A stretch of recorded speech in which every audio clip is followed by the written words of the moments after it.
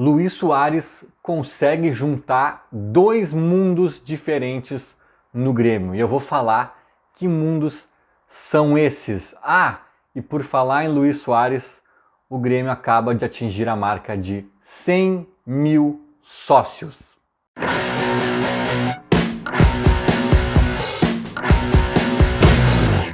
Começando mais um vídeo, sempre com aquele apoio e aquela força que tu já sabe de quem é.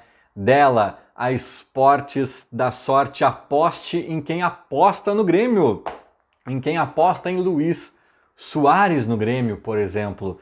Né? E o Grêmio chegou hoje pela manhã nessa marca de 100 mil sócios. O tricolor que ainda sonha em chegar até setembro com 120 mil, né? No ano em que o Grêmio faz 120 anos, chegar aos 120 mil sócios seria fantástico, não só pelo número, né, pelo simbolismo da coisa, mas principalmente pela grana que entra, né?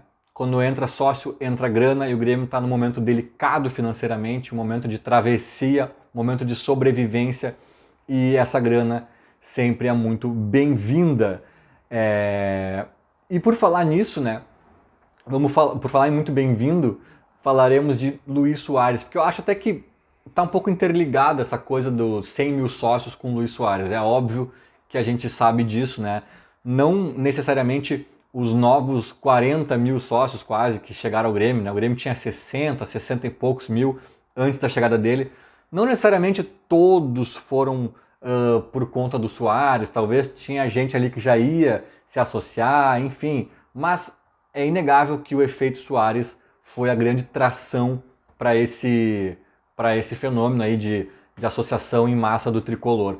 Ajudou também subir de volta para a Série A, já começa a retomar um pouco a autoestima do torcedor, ganhar Grenal no Gauchão, ganhar o próprio Gauchão, uma boa campanha no Gauchão, algumas contratações além do Soares, que também no início do ano movimentaram ali a janela do Grêmio. Eu acho que tem um combo, né, de fatores que somados ali ajudaram nesses números, mas Soares é o carro-chefe dessa campanha bem sucedida dos 100 mil sócios.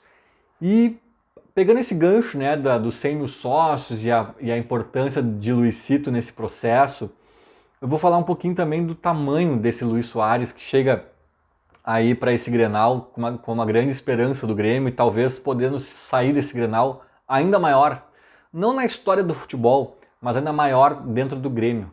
Né? O Luis Soares ainda tem algumas possibilidades de fazer história dentro do Grêmio e em 2023 especificamente os Grenais são grandes atalhos. Eu digo 2023 especificamente porque 2024, né, quero eu acreditar que estaremos em uma competição sul-americana, talvez uma Libertadores, e aí com um time melhor, talvez também a história que o Soares pode escrever aqui pode ser ainda maior. Mas enfim, 2023 as possibilidades não saem muito do Grenal. Vamos lá. Falando do tamanho do Soares, né? E dos dois mundos que ele consegue unir com a presença dele no tricolor. Eu falei brevemente sobre isso na minha live de ontem, por sinal fica aí, né, o convite. Vou tentar fazer uma live toda quinta-feira às 20 horas, salvo algum jogo na quinta, talvez eu antecipe para quarta, talvez não tenha, talvez, enfim. Aí cada caso vai ser um caso, mas na live de ontem eu falei rapidamente sobre isso, sobre o tamanho dele, e eu vou aprofundar um pouquinho agora. Começando assim vamos tentar botar o tamanho dele em perspectiva, tá? O Marcelo é uma outra grande contratação da temporada no futebol brasileiro, e esses dias eu vi, acho que o próprio Duda Garbi debatendo com o Magno Navarro, acho que é, né? Acho que ele é fluminense, quem era a maior chegada do futebol brasileiro, se era um ou se era outro. E eu, particularmente, já acho que é o Soares pelo fato de ele ser atacante, né? Óbvio que o Marcelo é um cara muito grande no futebol, um dos maiores vencedores do futebol mundial, né? Eu falei brincando até, eu abro a minha gaveta de cuecas e o que eu tenho de cueca ali, ele tem de Champions League, né? Então o Marcelo é um fenômeno. Mas, cara, começa que assim, ó, o atacante é atacante, né? A tua grande estrela do time, seu lateral esquerdo, eu acho que não tem o mesmo peso de tu ter o quinto maior artilheiro do mundo em atividade no teu time. eu acho que já tem um outro peso por si só. E o Duda, se eu não me engano foi o Duda nesse debate aí com o Magno, ele levanta uma outra questão que eu acho também bem relevante. O Marcelo voltou para casa, né? Pro país dele, tem até uma identificação com o Fluminense e tal. O Suárez não tem nada a ver com o Grêmio, escolheu o Grêmio, veio pro Grêmio, um cara de outro país, eu acho que isso dá um peso maior.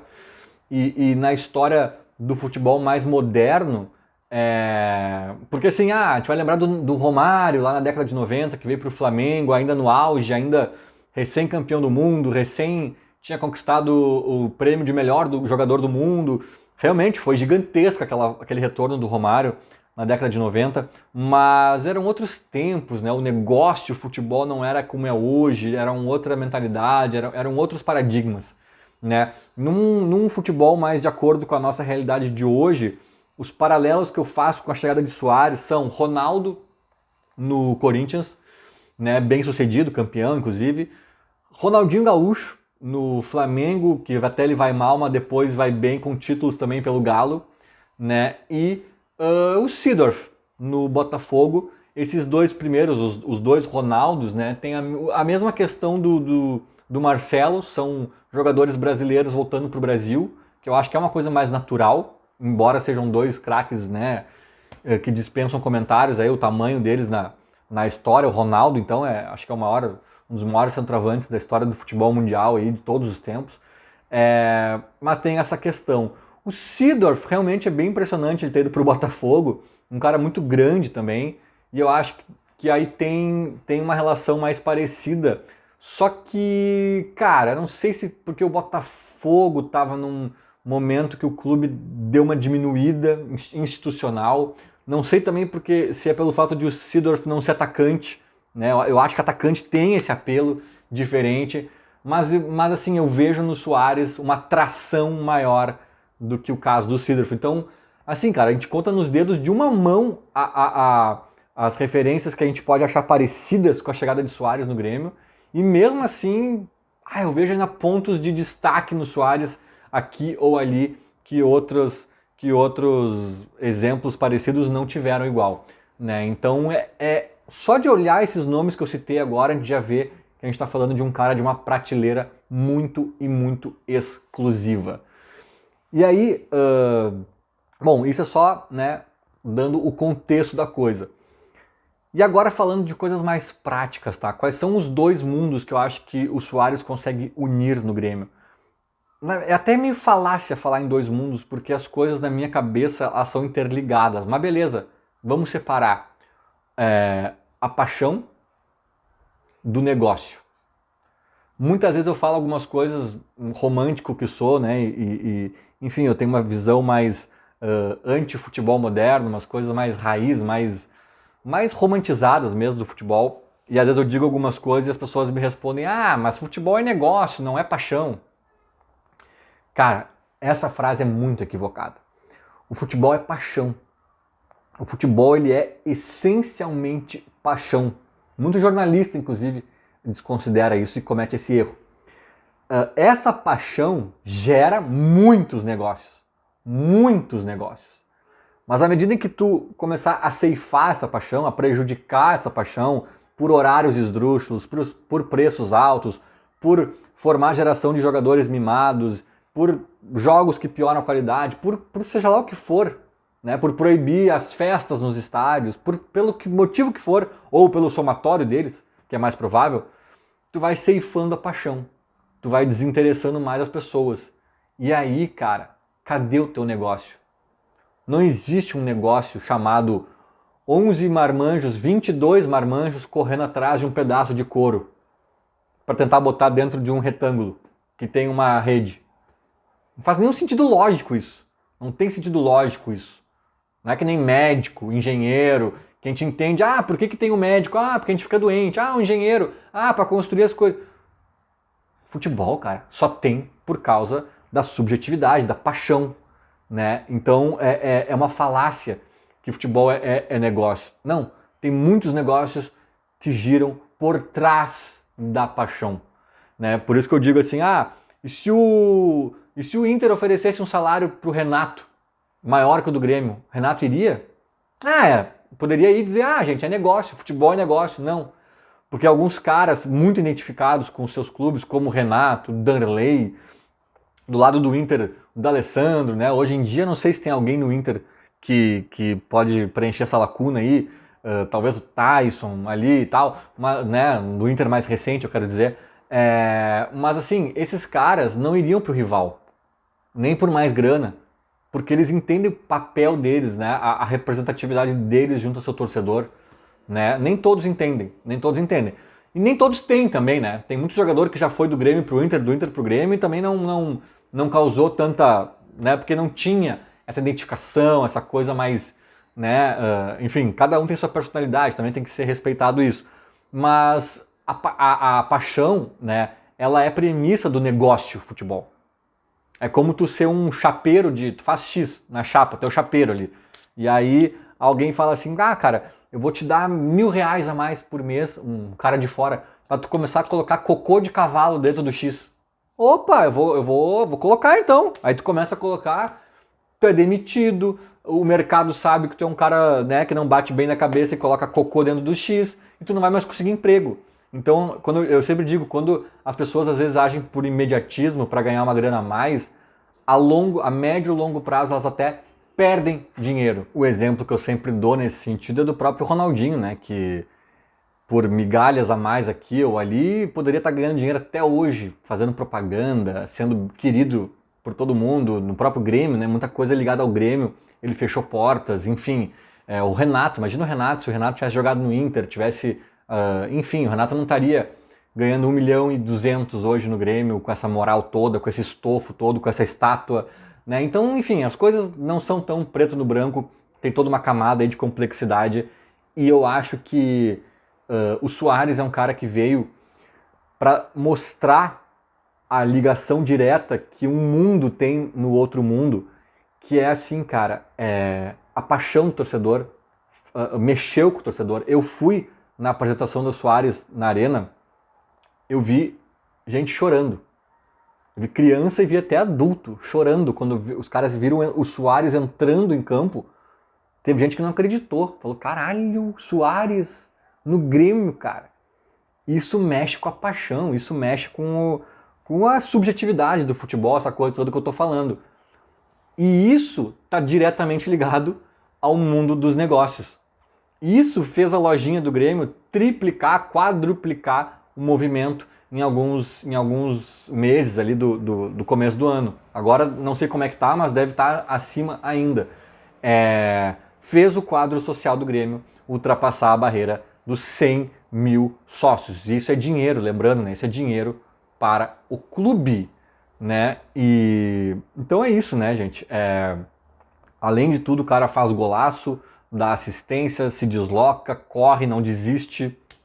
Ou seja, em campo está correspondendo, né? E fora dele está gerando um barulho condizente com o tamanho desse cara na história do futebol.